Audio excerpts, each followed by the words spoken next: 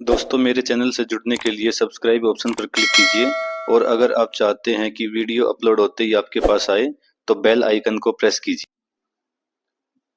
नमस्कार दोस्तों स्वागत है आपका मेरे YouTube channel astrology with Lalit पर। दोस्तों हमने पिछले 3 क्लासेस में राशियों के बारे में पढ़ा, उनके स्वामी के बारे में पढ़ा, ग्रहों की डिग्री के बारे में पढ़ा और मित्र ग्रह कौन से हैं और शत्रु ग्रह कौन से हैं उनके बारे में पढ़ा। आज की क्लास में हम उच्च ग्रह और नीच के ग्रह इनके बारे में पढ़ेंगे कि कौन सा ग्रह कौन सी राशि में उच्च का है और कौन सा ग्रह कौन सी राशि में नीच का है। यानी उच्च का ग्रह मतलब अच्छे परिणाम देगा वो ग्रह उस राशि के अंदर, और नीच का ग्रह यानी वो ग्रह उस राशि के अंदर नीच के परिणाम देगा यानी बुरे परिणाम देगा। तो उसी को हम आगे देखते हैं। हमने कुंडली का चार्ट देख लिया था। जैसे ये एक कुंडली का चार्ट है। कुंडली के चार्ट के अंदर 12 भाव थे यानी 12 घर बने हुए थे। हमने ये चीज भी देख ली थी और ये भी पता है हमें कि जो भाव है वो फिक्स रहते हैं, उनकी सीक्वेंस पोजीशन चेंज नहीं होती। जैसे हमें पता है कि 12 भाव होते हैं कुंडली के अंदर और उनकी सीक्वेंस फिक्स रहती है। जैसे पहला भाव, दूसरा, तीसरा, चौथा, पांचवा, छठा, सातवां, आठवां, नौवां, 10वां, 11वां और 12वां, ये 12 भाव। लेकिन इस कुंडली चार्ट के अंदर जो आपको ये नंबर दिखाई दे रहे हैं 1 2 3 4 5, ये भावों को नहीं दिखा रहे, ये राशियों को दिखा रहे हैं। यानी पहले भाव में पहली राशि बैठती है, दूसरे भाव में दूसरी, तीसरे भाव में तीसरी, चौथे भाव में चौथी, पांचवें में पांचवी, छठे में छठवीं, सातवें में सातवीं, आठवें में आठवीं, इस तरह से। तो 1 नंबर 2 नंबर जो आपको नंबरिंग दिखाई दे रही है इस कुंडली में, ये नंबरिंग भावों को नहीं दर्शा के राशियों को दर्शा रही है। यानी पहले भाव में पहली राशि है और पहली राशि कौन सी थी? मेष। दूसरे भाव में दूसरी राशि है और दूसरी राशि कौन सी थी? वृषभ। तीसरे भाव में तीसरी राशि है और तीसरी राशि थी मिथुन। उसी तरह से ये जो नंबरिंग है ये राशियों को दिखा रही है इस कुंडली चार्ट में। अब इस राशि के अंदर हम उच्च के ग्रह और नीच के ग्रह हैं उनको देखेंगे। किस तरह से देखते हैं? पहला भाव और उसमें जो राशि, उसको हमने बोल दिया था लग्न। ठीक है, पहले भाव को बोल दिया। तो अब इन भावों के अंदर अलग अलग ग्रह बैठे हैं। जैसे पहले भाव में सूर्य, दूसरे में राहु और चंद्र, तीसरे में राहु, चौथे में बृहस्पति, पांचवा ग्रह खाली है। 6th हाउस के अंदर बुध और 7th हाउस के अंदर 7वीं राशि के अंदर बैठे शनिदेव, 8वीं राशि के अंदर बैठे केतुदेव, 9वीं में भी केतुदेव, 10वीं में मंगलदेव, 11वीं राशि खाली और 12वीं में शुक्रदेव। तो क्यों किसी राशि को हमने खाली छोड़ दिया, क्यों किसी में हमने किसी ग्रह को लिख दिया, उसी चीज को हम देखेंगे। जैसे हर एक ग्रह की 7वीं दृष्टि होती है, यानी चाहे कोई भी ग्रह हो उसकी 7वीं दृष्टि जरूर मिलेगी। जैसे पहली राशि मेष राशि के अंदर कौन से ग्रह बैठे हैं? सूर्यदेव।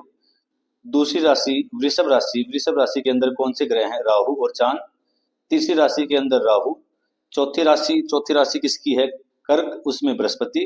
पांचवी राशि कौन सी है? सिंह, खाली है। 6th राशि जो है वो होती है कन्या, उसमें बुध बैठे हैं।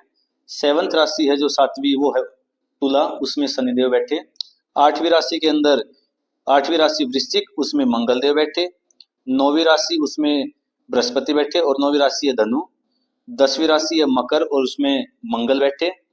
11वीं राशि है 11वीं राशि कुंभ और 12वीं राशि है मीन और मीन राशि के अंदर बैठे शुक्रदेव। तो अलग अलग राशियों में अलग अलग ग्रह बैठे हैं, तो इन्हीं को देखेंगे। सूर्य देव हमेशा मेष राशि के अंदर उच्च के रहेंगे। सूर्य देव मेष राशि में हमेशा दोस्तों उच्च के रहेंगे और मेष राशि में सूर्य देव बैठे हुए।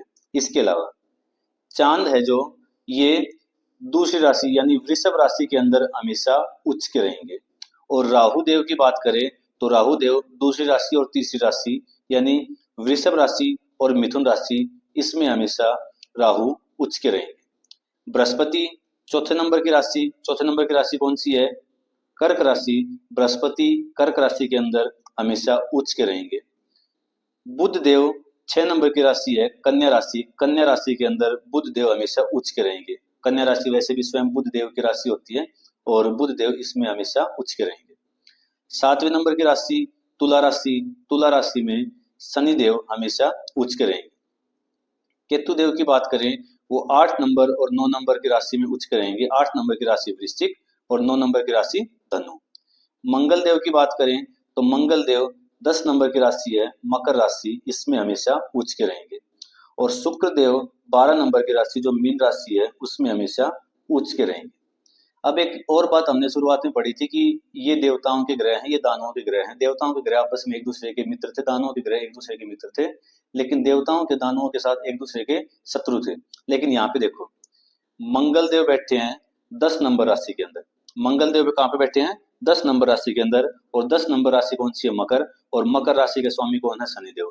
और शनिदेव और मंगल देव वैसे तो एक दूसरे के शत्रु हैं, लेकिन मंगल देव इसी 10 नंबर की राशि में, मकर राशि के अंदर उच्च के रहेंगे, यानी अच्छे परिणाम देंगे। तो दोनों ग्रह एक दूसरे के शत्रु होने के बावजूद भी वो पॉजिटिव रिजल्ट दे रहे हैं, अच्छे परिणाम दे रहे हैं। जैसे 12 नंबर की जो राशि है वो है मीन राशि, और मीन राशि के स्वामी होते हैं बृहस्पति। लेकिन शुक्र देव बृहस्पति के साथ बैठे हैं और एक दूसरे के शत्रु हैं, लेकिन फिर भी ये अच्छे परिणाम देंगे, फिर भी ये उच्च के रहेंगे। तो जरूरी नहीं कि शत्रु ग्रह दो एक साथ हो तो बुरे परिणाम ही मिले, वो डिपेंड करेगा कि वो कौन सी राशि में बैठे हैं, कौन से भाव में बैठे हैं। इसी तरह आगे देखो, हमने देख लिया कि अलग अलग ग्रह अलग अलग राशि में उच्च के रिजल्ट दे रहे हैं, तो नीच के भी रिजल्ट देंगे ये ग्रह। नीच के रिजल्ट वो कैसे मिलेंगे उसको देखते हैं। हर ग्रह की सातवीं दृष्टि होती है, और जहां उस ग्रह की सातवीं दृष्टि पड़ेगी वहां पे वो बुरे परिणाम देगा। जैसे सूर्य देव यहाँ पर बैठे हैं, लेकिन इनकी सातवीं दृष्टि कहाँ पे पड़ रही है? यहाँ पर। जैसे काउंट करते हैं, 1 2 3 4 5 6 7। काउंट करते समय खुद को भी काउंट करना है, 1 2 3 4 5 6 7, यानी सातवीं राशि के ऊपर सूर्य देव की दृष्टि पड़ रही है, सातवीं। और सातवीं राशि कौन सी है? तो सातवीं राशि है तुला। तो तुला राशि के अंदर सूर्य देव हमेशा नीच के परिणाम देंगे। उसी तरह चांद है, उनकी सातवीं दृष्टि कहाँ पे पड़ रही है? उनकी सातवीं दृष्टि पड़ रही है आठवीं राशि के ऊपर। तो वृश्चिक राशि के अंदर ये हमेशा नीच के परिणाम देंगे। उसके अलावा राहु की बात करें तो राहु उच्च के परिणाम दे रहे थे वृषभ में और मिथुन में, और इनकी सातवीं दृष्टि पड़ेगी वृश्चिक में और धनु में। तो वृश्चिक और धनु राशि के अंदर राहु देव हमेशा नीच के परिणाम देंगे। उसी तरह बात करें तो बृहस्पति देव 4 नंबर राशि के अंदर उच्च के परिणाम दे रहे थे। 4 नंबर राशि कौन सी है? कर्क राशि। और बृहस्पति देव की सातवीं दृष्टि पड़ेगी मकर राशि के ऊपर, और मकर राशि के अंदर बृहस्पति देव हमेशा नीच के परिणाम देंगे। उसी तरह बुध देव की बात करें तो उच्च के परिणाम बुध देव देंगे कन्या राशि के अंदर, जो इनकी खुद की राशि है, लेकिन ये नीच के परिणाम देंगे मीन राशि पर, क्योंकि इनकी सातवीं दृष्टि मीन राशि पर ही पड़ेगी, और मीन राशि है ये वाली। उसके बाद शनि देव की बात करें, शनि देव उच्च के परिणाम दे रहे थे तुला राशि में, लेकिन इनकी सातवीं दृष्टि पड़ेगी मेष राशि के अंदर, तो मेष राशि में शनि देव उच्च के परिणाम देंगे। केतु देव उच्च के परिणाम दे रहे थे वृश्चिक में और धनु में, और इनकी सातवीं दृष्टि पड़ेगी वृषभ में और मिथुन में। तो वृषभ और मिथुन के अंदर नीच के परिणाम देंगे केतु देव। उसी तरह मंगल देव उच्च के परिणाम दे रहे थे मकर राशि के अंदर, तो इनकी सातवीं दृष्टि पड़ेगी कर्क राशि के ऊपर, कर्क राशि के ऊपर, और कर्क राशि के अंदर मंगल देव नीच के परिणाम देंगे। शुक्र देव उच्च के परिणाम दे रहे हैं मीन राशि के अंदर 12 नंबर की राशि में, और इनकी सातवीं दृष्टि पड़ेगी कन्या राशि के अंदर, तो कन्या राशि में शुक्र देव नीच के परिणाम देंगे।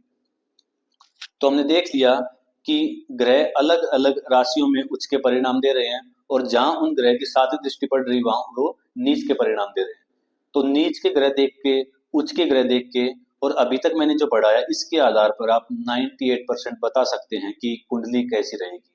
और कुंडली देखना आप सीख गए तो अपने जीवन को सरल भी बना पाओगे, क्योंकि आपको पता लग जाएगा कि अब परिस्थितियां किस तरह की आने वाली हैं, उनका सामना कैसे करना है, आपको उपाय भी पता होगा। लेकिन कुंडली का आपको पता लगा, कुंडली के ग्रहों को आपने अपने अनुसार किया, अगर आप खुद भी मेहनत नहीं करोगे तो भी कुछ नहीं हो पाएगा। यानी खुद का काम करना भी जरूरी है, कर्म भी जरूरी है। जैसे आपके ग्रहों का योग बन रहा है कि आपकी सरकारी नौकरी लगेगी, लेकिन अगर आप खुद ही उस नौकरी का फॉर्म नहीं भरोगे, किसी सरकारी नौकरी का फॉर्म नहीं भरोगे, आप खुद ही किताब खोल कर नहीं देखोगे एक बार भी, तो खुद तो नौकरी लग नहीं रही, आपको फॉर्म भी भरने पड़ेंगे, आपको तैयारी भी करनी पड़ेगी। हाँ, योग बना कि उस समय आपके सबसे अधिक योग है सरकारी नौकरी लगने के, तो ग्रह आपके फेवर में काम करेंगे। तो इसी तरह हम कुंडली देखना सीख सकते हैं, अपनी खुद की, अपने परिवार की। और मैं 100% गारंटी लेता हूँ, अगर आपने क्लासेस देखी हैं तो आपको कुंडली देखना जरूर आएगी। धन्यवाद दोस्तों।